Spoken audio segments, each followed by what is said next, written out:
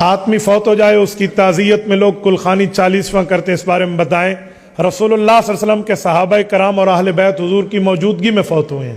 پیغمبر نے اپنے کسی صحابی کے نہ کل کیے، نہ 40واں کیا، نہ 7واں کیا، نہ جمعرات کیا، نہ باقی معاملات کیے۔ حضرت رسول اللہ کی پہلی بیٹی حضرت زینب، دوسری بیٹی حضرت رقیہ، تیسری بیٹی ام کلثوم، چوتھی بیٹی حضرت فاطمہ، یہ 4 بیٹیاں حضور کی، 3 صاحبزادے ہیں، ایک کا نام قاسم ہے، ایک کا نام طیب ہے اور ایک کا نام ابراہیم ہے۔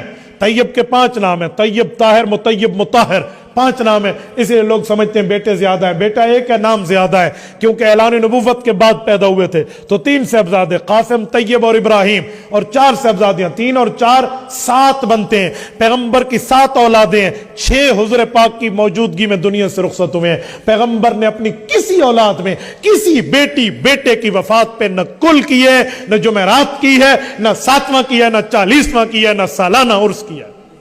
پیغمبر کریم سے ثابت نہیں ہے، نہ حضور کے صحابہ، نہ حضور کی اہل بیت سے۔ آپ کا بندہ فوت ہو گیا، پڑھ پڑھ کے جتنا بخشو بخشو۔ یہ کلوں کی ترتیب کہاں سے نکلی؟ یہ 7ویں کی ترتیب کہاں سے آئی؟ جمعراتیں کہاں سے آئی؟ 40ویں کہاں سے آئی؟ شریعت کی ترتیب نہیں ہے، یہ اپنی رسم، اپنے رواج، اپنے معاملات ہیں، تو اپنے آپ کے ہوں گے۔ خدا کے لیے سے شریعت کے متھے نہ مارو۔ شریعت کہتی ہے جب بھی چاہو پڑھ کے بخش دو، اور یہاں یہ ہے جی کل نہیں پڑھے تو بندہ نہیں بخشا جائے گا، اور خدا کا بندہ تو کل تیسرے دن پڑھتا ہے۔ جب بندہ گرفتار ہو جائے فوراً رہا کراتے ہیں، فوت ہو جائے ہو سکتا ہے فوراً عذاب ہو، ابھی سے پڑھنا شروع کر دے تو 3 دن کے بعد لگا ہوا ہے۔ یہ ترتیب شریعت کی نہیں ہے۔